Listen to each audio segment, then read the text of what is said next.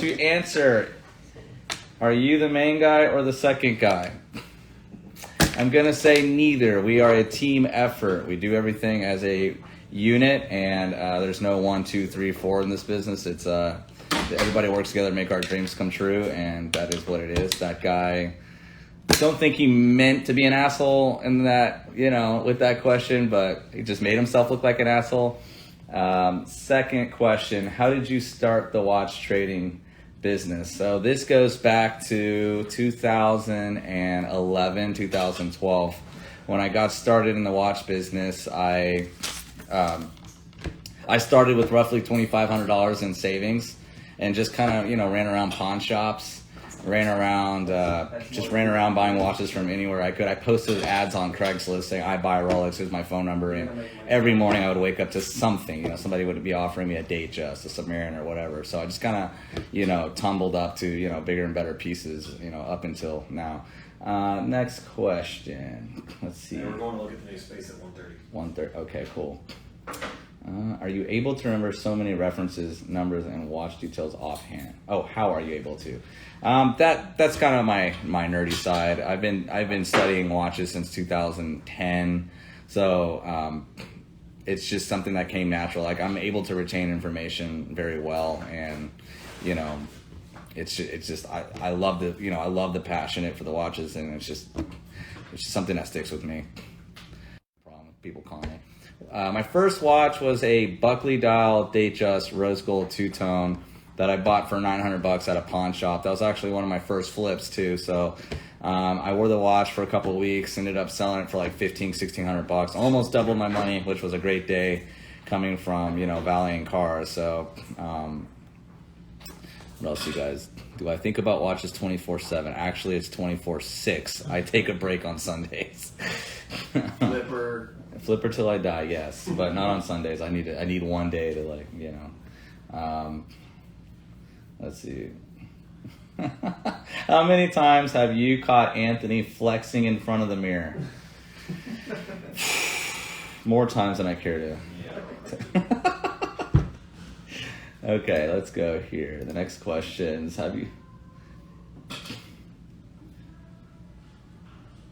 Okay, well, what's the biggest let's see, Nicholas Z, you asked, what's the biggest drop in price for a Rolex sports model that you have seen in the gray market?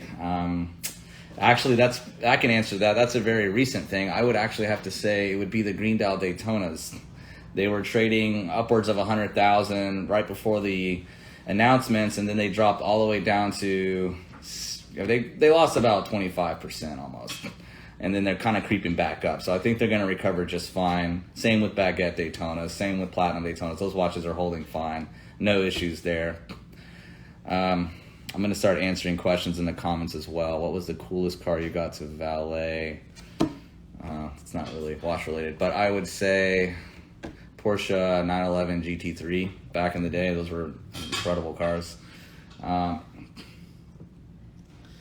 Let's see. What do you think of a 1978 Submariner Jupa Golf? Why 1978? That's interesting. I think 1978 to early 1980s are the same watch. It probably puts you at a 16800. I actually really love that watch. It's a very transitional watch. You still have a matte dial and you have sapphire crystal, and then later on they switched it to the gloss dial. So those are really cool watches. I think they're very rare. I think if you have one, you should hold on to it. They're going to do very well in the long term. Hold on one second, guys. I kind of lost my email here. Dude, answer everything, not just watch questions. Personal. What's up? Answer everything, not just watch questions. Personal The more personal, the better. Okay. Do you have any relationships with an AD? I actually do not. I had one relationship, but obviously since YouTube, I have not heard back from them, and that's understandable. Let's see. Where can I buy your hat? We are working on that. Nobody's asking me personal. If you guys have any personal questions about my life, feel free to ask as well.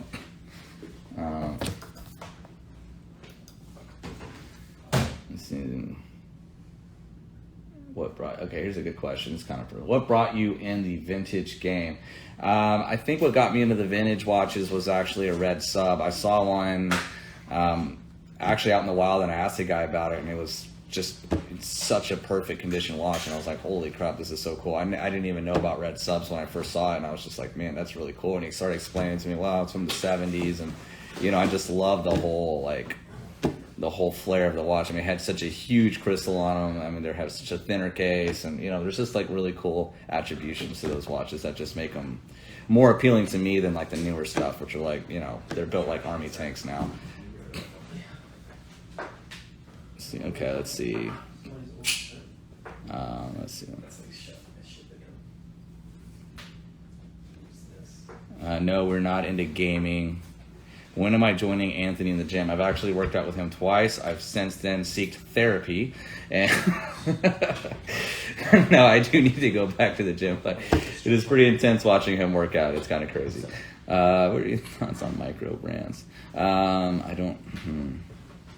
Do you like Nick and Sam's as much as Anthony? Yes and no. I mean, it's a great restaurant. I absolutely love it. Every time I go, it's an amazing experience. I've recently gone to a restaurant called Monarch, which is actually really amazing as well. I may slightly like that more, but I don't know yet. I need to go to Monarch a few more times, see if if the experience is still there. Let's see. Do I own any Qatar Rolex watches? I wish. Maybe next year I'll dive into those, but my God, those prices. 6 figures each. Best Panerai to buy now. I don't know. That's a tough question. There's a lot of solid Panerais out there. I think my favorite Panerai is a 277 for the 8-day, and then the 243 for the divers. All right, I'm going to answer some questions over here. Would you prefer to fight 100 duck-sized horses or one horse-sized duck? I'm going to... The real Wanja. Oh, my God. I'm going to go with one horse-sized duck. I'm going to make it fun. So, your favorite Daytona? I'm going to have to go with Paul Newman's. They're absolutely incredible. And they're just by far the best Daytona out there money can buy. Let's see. Is Journe becoming the new Patek? I don't know. That may be. Possibly. They could sneak up there. I don't know if they'll ever replace Patek, but I think they could run with they could run with the crowd. And also, guys, I mean, Longue as well. Like, those watches are creeping up too. I mean, people are really starting to get into those, and I personally think Longues and Journes are really, really beautiful watches. And Vacheron Constantine, guys, pay attention to those watches. They're really starting to climb, and I really love the one Anthony has. Anthony, grab your watch. I'm going to show the guys.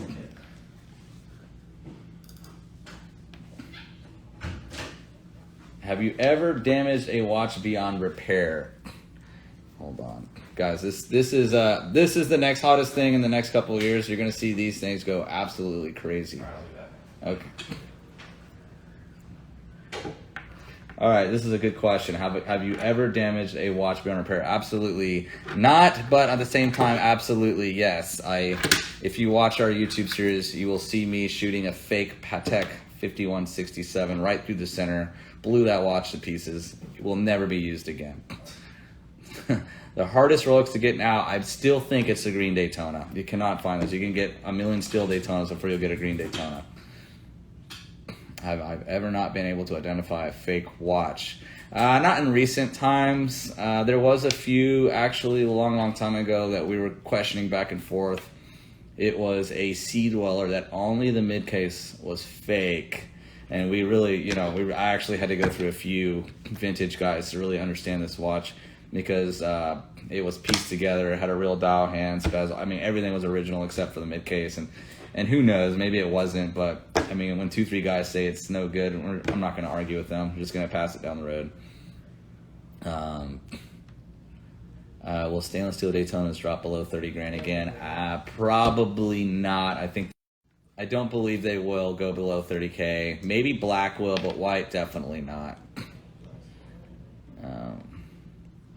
Polishing, does it affect the value a lot? I would say on vintage, yes. If you have an unpolished vintage watch, I don't care how beat up it is, Do not polish it. If you have a new, slightly worn 2015 Submariner, no, not going to really affect it. Those watches have so much, meat on the bone. You really can't, polish those things thin like you can a vintage sub. Those things have much thinner cases and much thinner lugs, so that could, tremendously affect the value. Should vintage Rolex pieces be repaired? Example, shattered glass. Absolutely. If you have a damaged Rolex, whether it's new or vintage, 100% you should restore it with factory parts, of course, and period correct parts as well. Favorite insert for 1675? Definitely a fuchsia, guys. If you have a Mark 1 1675 fuchsia out there and you're looking to sell it, message me. I might buy it. Let's see, where do you see the market price of the new meteorite white gold Daytona Flex 1 year from now? I don't even know what that watch is going to do right out of the gate, let alone 1 year from now. But let's tweak this question a little bit. I think that watch is going to come out of the gate in the 60s, $65,000 price point. I mean, it is absolutely fire. That watch is insane. I really, really would love to own one of those. I actually sold my meteorite on a bracelet, and I'm kind of hoping to find a meteorite on a Oyster Flex soon. See if I can grab it. What you do now? If I worked, this is a good question. I hope I'm not butchering this. Yang Shaonima. If you were to start from scratch again in the watch dealing, what would you do and how? So that basically brings me into, how to start a watch business. Essentially, obviously with my network and my connections and all the contacts I have, it would be a walk in the park to start from scratch. But if I had nothing to do it, I was just somebody getting into it, create an image for yourself, guys. Do something unique, do something nobody's doing. Definitely, think about a branding idea. Think about the best way to get connections without doing what everybody else is doing, with the whole Instagram thing. Everybody's on Instagram trying to sell watches. You got to be very creative in this industry to get ahead. Thoughts on Grand Seiko, guys? Grand Seikos don't do it for me personally. I really respect those watches. I think they have some engineering qualities to them that are unparalleled. But for me personally, I just can't get into the whole look of them aesthetically. They don't do it for me. Let's see. I'm gonna do what I want to see. All right. Okay, here's a good question. Ram MCH. Hi Marco, when is your video presentation dropping? Greetings from Paris. If you're talking about my life story and how I got started in the business on our channel, I will be doing that in the next few weeks. We've just been so slammed, I haven't had an opportunity to get out and film that, but we are working on it and we are planning it. Thoughts on Tudor's. Okay guys, thoughts on Tudor's new releases. They're pretty cool. I think the Panda and the Black chronographs are actually really, really nice watches. You didn't see this. I'm going to show you guys. Hold on one second. And check this out. Can you grab me that one? The Panda? I sold the Panda. Oh, you sold it? Yeah. Okay. It should be in the safe though. Okay, well, if you could find it. All right, guys. This is the new solid gold Tudor. This is actually the first time I'm seeing it, so we can do a quick little review of this watch. It's got a little weight to it. It's not as heavy as I thought it would be. It's still kind of light. The green on it's kind of brown. I don't know. What do you guys think? Does this look more brownish to you, or does it look more green?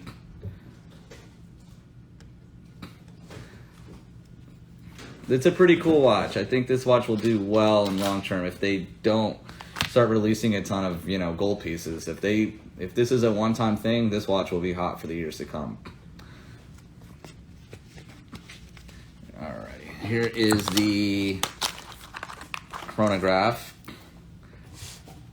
I think this watch is pretty cool for the money. I mean, it really has a lot of white Daytona vibes, black bezel, black subs, screw-down pushers. This is a really cool watch, and it's got a lot of vintage vibe too. As you can see, it's got riveted bracelet, which I think is just amazing. But yeah, for the money, this is a solid buy. If you're into Tudor, buy this watch. All right, guys, let's see. All right, let's keep moving along. Let's see. How about, no, I think I already answered that one. How do you know if a watch will appreciate well? This is a good question. You want to look at the history of the model. For example, GMTs historically have done very, very well, and they've continuously gone up in value since the 80s. I mean, they used to be a $300 to $400 watch back in the 70s. Now they, in today's market, a brand new one is bringing $22,000. So that's kind of like the way you want to base if a watch is going to do. We don't know sleepers, that's why they call them sleepers. We don't know if they're going to just blow up, like for newer models, like that Tudor I just showed you guys. Maybe it drops down, maybe it continues to go up. We just don't know. But I mean, if you want to buy something and you don't want to be absolutely safe, just buy something that has historical significance. What got you into Rolex? This is a very good question. This dates back to when I was like 13. My mom would actually take me to the mall a lot, and I would actually, there was nowhere to go in the mall that was like, fun for like a 13-year-old. So I would actually run into Bachendorf for Rolex and just look at the watches. They were just mesmerizing back then. First of all, every sport model was in the K, so that was a good thing. So it was fun to see Submariners, Daytonas, GMTs, and you could handle them, and they didn't really, they were cool with me. So I think that what really got me into Rolex was the fact that back in the day they were so cool to me and let me look at the watches, obviously knowing I'm not going to buy them. Let's see here. What to look for when buying pre-owned watches? This is a good question. The number one thing to look for is the buyer and the seller. Okay, the seller. So if the seller is somebody very sketchy, somebody coming out of an unknown area, you definitely want to be cautious buying from that person. If somebody's very reputable and they have a business and so forth, doing that, you're probably not going to get screwed. But if you're buying a pre-owned watch off of, say, Craigslist, you got to be absolutely careful and definitely meet somewhere both parties can be in a safe environment and have somebody check the watch. And then one thing you want to look for is overall condition of the watch.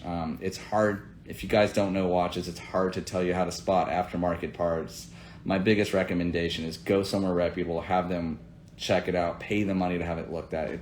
It's the best investment you can do when you're buying a watch pre-owned off the street. Let's see here. Alfred. When will Rolex bring the Coke back? That's a good question. Every year I keep thinking it's going to come back, and it doesn't. I'm guessing they're going to do it. There's a 50th year. When is the 50th anniversary for GMT? GMT. 1958. I believe they launched the GMT. So what would that? 2008. Oh, it's already happened? Yeah. Okay, so maybe I couldn't tell you. Favorite Nautilus? That's a good question. I love the 5712. I think that's my favorite watch. And I really, really like the 5726. Okay, what is the average lowest price for a lady's Rolex? I'm gonna say $5,500. You can that puts you into a lot of ladies' Rolexes, whether it's being new style two tones or older style solid golds. Let's see, Hulk or 41 black date sub. I'm going with the Hulk. I really love that watch. I think that watch is incredible. They just look so cool. You can wear them with, you can wear it with some really cool stuff. Lang or Rolex in 2 years? I think Rolex is going to be still the place to, the watch to have in 2 years over Lang for sure.